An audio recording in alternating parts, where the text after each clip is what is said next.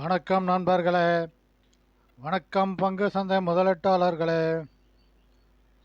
12/8/2024 Nifty 50 point 24,347 புள்ளிகள் 20 புள்ளிகள் இறக்கத்துடன் முடிவடைந்துள்ளது.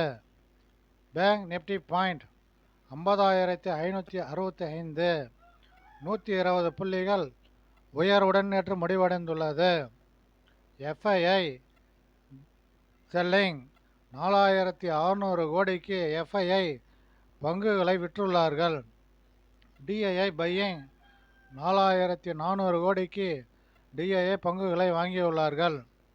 இன்று பங்கு சந்தை 50லிருந்து 100 புள்ளிகள் இறக்கத்துடன் முடியவே அதிக வாய்ப்புள்ளது.